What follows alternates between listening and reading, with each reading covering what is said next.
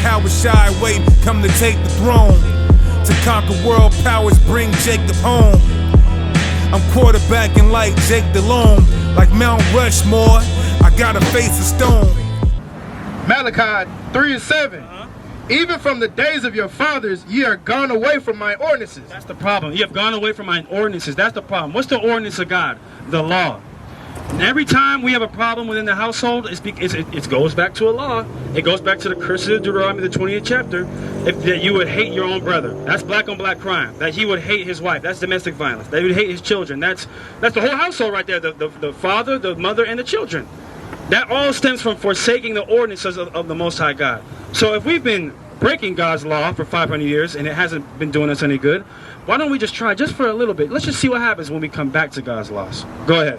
And have not kept them. Return unto me. Says what? Return unto me. What the Most High say? Return unto me. And then what? And I will return unto you. It's that simple. It's really that simple. Return to the Most High God, and He'll return back to us. Because the Most High is He's not a man that should be angry forever. He's not going to be mad at us forever. Because He understands that that we fall short sometimes. He's of great mercy. He's the most compassionate being in the universe. And He's going to have mercy upon His chosen people. But before that happens, we have to come back to Him. You have something, brother? Go ahead. This is James chapter 4 and verse 8. Draw nigh to God, and He will draw nigh to you. There you go. Draw nigh to God, and He will draw nigh to you. But the problem with that is that our people don't want to draw nigh to God. They want to go draw nigh to Magic City. They want to go draw nigh to the strip club. They want to draw nigh to the trap house. They want to draw nigh to all kind of food. They want to draw nigh to everything except God. Everything but God is always the last thing on the so-called black and Hispanic man's mind. Until rent comes, until it's time to pay a bill, God is the last thing on your minds. For 29 days of the month, you don't give a good goddamn about the Most High. But as soon as the first hits, as soon as you need that rent, you're on your hands and knees praying, then please God, please will you help me pay my rent? But where were you the other 29 days of the month? When God asked you to do something and you didn't do it. But He's supposed to just answer your silly ass prayer even though you didn't do anything for Him? Imagine one of your children. You didn't you told him to take out the trash. I just want you to take out the trash once a week. That's all you got to do. And he never did it. Then he comes up to you asking for an Xbox. Is he going to get that Xbox? No. So why the hell do our people think that they deserve anything when they haven't done what the Most High required them to do? And that's why we're coming out here to tell our people what the Most High requires of us. And what is that? Give me Deuteronomy chapter 10, verse 12. It's very simple. It's not the Bible talks about the simplicity of Christ and the simplicity of the Bible, and how it's not a what am I thinking of? It's His commandments are not grievous. It's not hard to. How hard is it really to keep the commandments? Is it really that hard? Is it hard? Okay, you got to wear fringes. You got to keep some feast days. Keep the dietary law. There's not much more than that, bro. You know, don't be a homosexual. It's not hard. Where are we at? Hold that.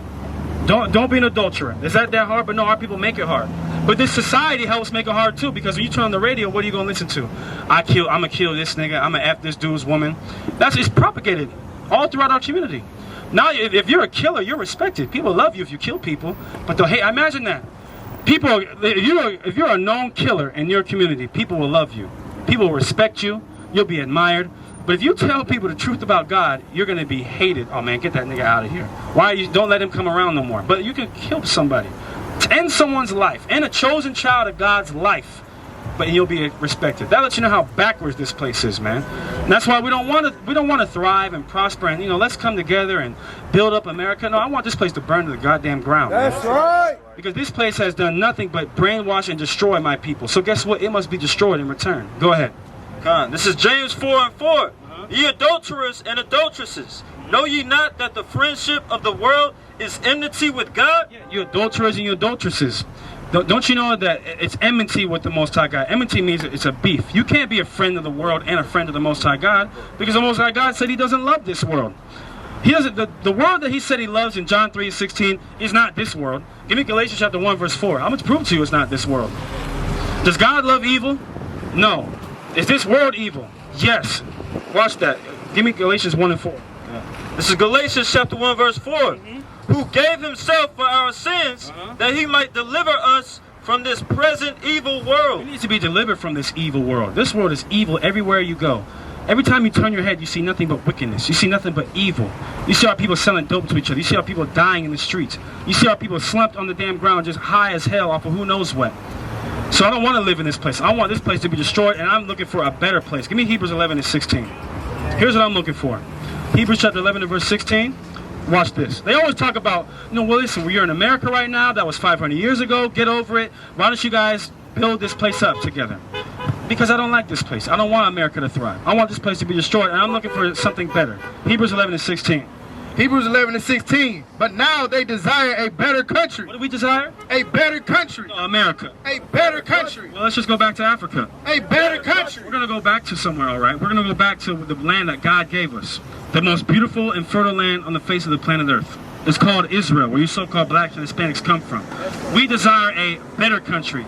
A country far better than America. A country where you don't have to walk up and down the street and see your people homeless, and see your people begging for food, and see your people begging for water, and see your people begging for money. We desire a better country where every single one of us is going to thrive and prosper. That's what we desire. Go ahead. Read it again. But now they desire a better country, that is in heavenly. That is heavenly. Go ahead. Wherefore God is not ashamed to be called their God. And in that day, God won't be ashamed to call us his God. Because remember, the Most High likens us unto his wife. As an individual, we're his children, but as a nation, we're like his wife. Now imagine if you had a wife that was just wicked and out of order. You and brother say, hey man, is that your girl right there? You go, yeah. That's how the Most High is with Israel. Yeah, that's my lady. But in that day, he's not going to be ashamed to call us his husband. He's not going to be ashamed to call us his wife, rather. He's going to be proud of us in that day. The same way a man that's with a righteous woman will be proud. Yeah, that's my woman. That's her. Look how great she is. Look how much of a Proverbs 31 woman she is. Go ahead. For he has prepared for them a city. He had prepared for them a city. We want a place that the Most High has prepared, not that we had to prepare with our own blood, sweat, and tears. In the kingdom of heaven, we're not going to have to build up the New Jerusalem. The other nations are going to build up the New Jerusalem. The same way we had to build up their empires, and we had to go in their cotton fields and pick their cotton, and go in their sugar plantations and deal with their sugar, they're going to have to build up our lands. That's only fair, right? Osama bin Laden supposedly knocked down the Twin Towers, so then they knocked off Osama bin Laden. What goes around comes around, right? Oh, but not when you're dealing with the Israelites, right? How coincidental is that? Go ahead. Okay. Go ahead. This is Isaiah 60 and verse 10. And the sons of strangers shall build up thy walls. Who's going to build up our walls? The sons of strangers shall build up thy walls. And it's not going to be the great wall that damn Donald Trump's speaking about. Okay, that wall is not talking about the border between the United States and Mexico. There's a wall, all right, that's going to be built. The wall that's going to be built is the walls around Jerusalem. And Donald Trump might be the one building that wall. So you know what? Build the wall. Yeah, build the wall. Build the wall in Israel. And what should have happened is not a wall built between America and Mexico. A wall should have been built around the so-called white man, so that he couldn't have gone out and gone and infested the world with his ideologies and his death and his horrible philosophies and with the plagues. When the Native Americans were living here, the brothers from the tribe of Gad, you could go up to any river and drink out of it. Any river. All praise to the Most High. But now, you got Flint, Michigan. You know, Flint, Michigan still ain't got no clean drinking water. It's been 6 years, but we live in such a great country, right? But Flint, Michigan doesn't even have clean drinking water.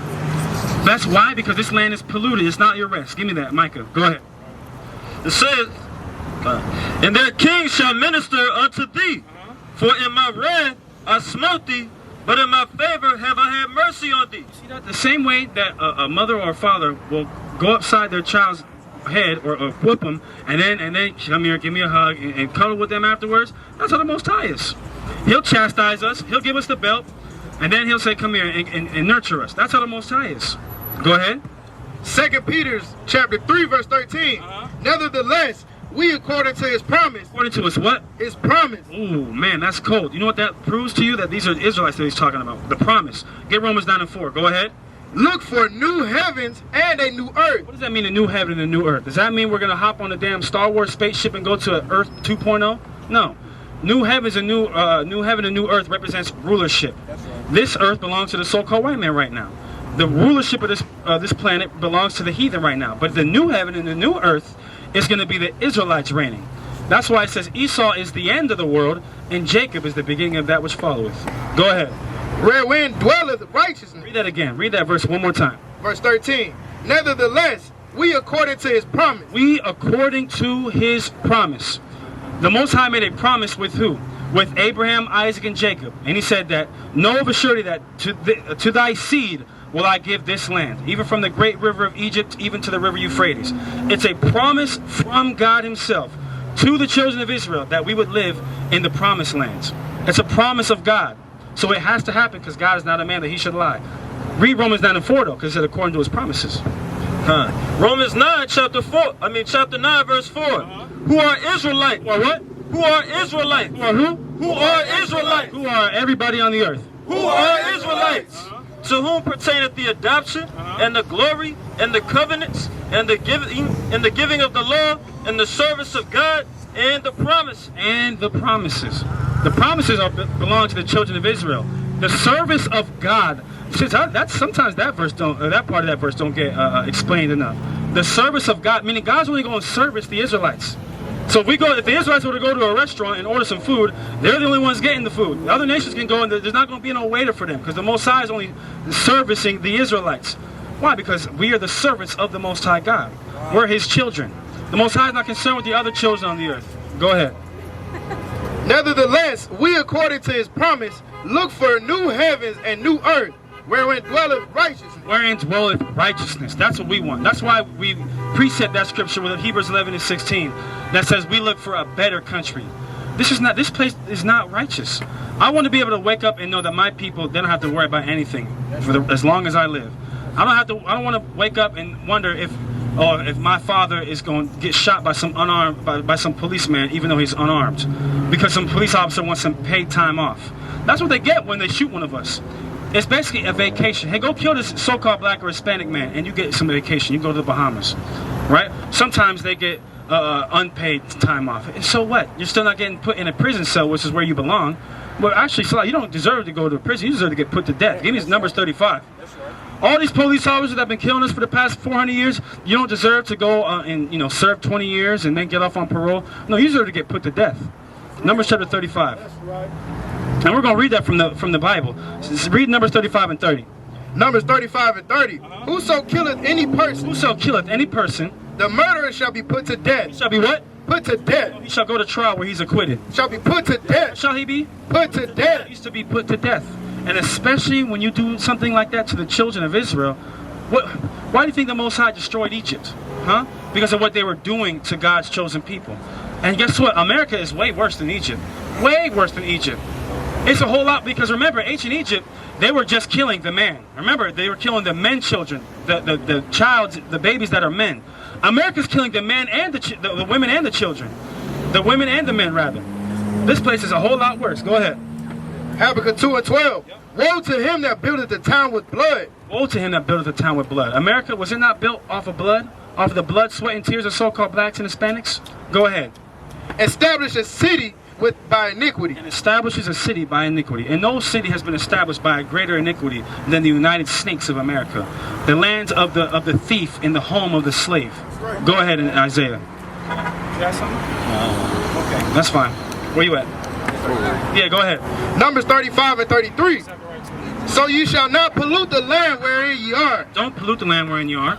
For blood it defileth the land. Blood defiles the land. Blood defiles a place. Go ahead. And the land cannot be cleansed of the blood that is shed therein. And you know what they always say? Pull yourself up by your bootstraps. Why don't you just, you guys are complaining. Why don't you just go get a job? Well, I'd love to pull myself up by my bootstraps if you gave us boots in the first place. They didn't even give us no goddamn boots in the first place. But they always want to talk about how we have a crab in a bucket mentality. You know what that's called? That's called victim blaming. Because we're always talking about the crabs that are in the bucket pulling each other down. Why don't we talk about the people who put the crabs in the bucket? Because last time I checked, crabs don't belong in a bucket. Anytime you take any people or any species and put them in a place that's foreign to them, and then put them in a ghetto and then shoot them up with all kind of drugs and put guns in their community and rob them of a knowledge of self, they might tend to lash out. But why don't we start putting on trial the people who put the crabs in the bucket? They're always talking about this crab in the bucket mentality, but crabs don't belong in the bucket, they belong in the ocean. So if they're going to blame the crabs in the bucket, how much worse are the people who put the crabs in the bucket? And who is that? The so-called white man. So we're going to start talking about him and his crimes. And we can deal with black on black crime. That's an easy issue. We can deal with that ourselves. Why don't we talk about white on black crime and white on Hispanic crime? Because black on black crime isn't in the hundreds of millions. White on black crime is in the hundreds of millions. White on Hispanic crime is in the hundreds of millions. White on Israelite lives is in the hundreds of millions. Why don't we start talking about that? Okay, go ahead. Zechariah. Yeshadiah, where's Yeshadiah? Are you almost ready to go? So Zechariah chapter 2 verse 8. For thus saith the Lord of hosts, after the glory hath he sent me unto the nations which spoiled you. Unto the nations which spoiled you. Give me Ezekiel 39 and 10. Go ahead. For he that toucheth you toucheth the apple of his eye. Who knows what the apple of your eye is? It's your pupil. What do you see when you look into someone's pupil? Yourself. You see your reflection. You see you. So the Most High said, when you touch the children of Israel, you're like touching himself. And that's why I said earlier that they didn't know who they were dealing with when they did what they did to us. You're not declaring a war on just niggas and spics. You're declaring a war on the Most High God. And if you want to go to war with the man of war, the man who created war, hey, be my guest. And you're going to be a guest, because Joel chapter 3 says that he's going to welcome all the other nations. He's going to bid them to come to the Valley of Jehoshaphat. And what's going to take place in the Valley of Jehoshaphat? The destruction of the other nations. So they can keep continuing doing what they're doing. All it's going to be is a more righteous reason for the Most High to destroy this place. Go ahead. Ezekiel 39 and 10. So that they shall take no wood out of the field. So what is this talking about after the Valley of Jehoshaphat? Because what's going to happen is America's going to be destroyed by Russia and its allies. Russia and its allies are going to be the lone superpower on the face of the planet Earth in that day. But then Russia and its allies are going to come to Israel to try to take us in slavery again. You read that in Ezekiel 38, this prior chapter. But after we take down Russia and its allies, we're going to take their weapons and burn them. Why? Because there's not going to be any need of weapons in the kingdom of heaven. There's not going to be any wars anymore. They're not going to use their weapons to kill people anymore. They're going to use their weapons for farming instruments, for tools, to build things. Because there's going to be a whole lot of stuff they have to build. Go ahead. Neither cut down any out of the forest, for they shall burn the weapons with fire. We're going to burn their weapons with fire. Go ahead. And they shall spoil those that spoiled them. We're going to do what? Spoil those that spoiled them. What are God's chosen people going to do? Spoil those that spoiled them. We're going to spoil those that spoiled us.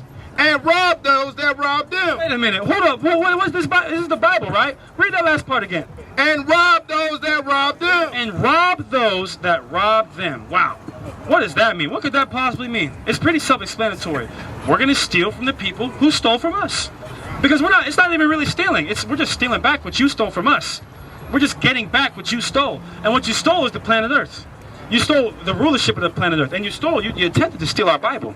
You attempted to steal our God. You attempted to steal our nationality and our culture and our language. But the Most High won't ever allow you to do such a thing. Because give me Sirach 37 and 25. SICARRI.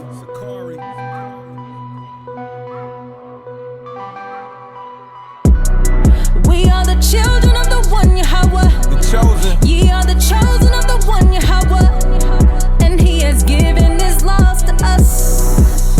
Now everything belongs to us. Shalom, what's going on? It's your brother Chief Priest Alazar Lawyer, aka the Guerrilla Hebrew, and I'm just letting y'all know I just dropped my official clothing line, Urban Guerrilla. Go to urbangorilla.com right now to check us out, man, and pick something up. There's URBNGRLA.com. We got all kind of items for men, women, children, even infants, as well as fragrance oil, smell goods. You can also check out Hebrew Israelite Clothing Co., another SICARRI business, on Instagram and Facebook. And as always, you can hit up DeaconSICARRI.com to get your plug on the scarves, the music, and the children's Bibles. Thanks for your time. All praise to the Most High. Kwam Yasharallah. Shalom.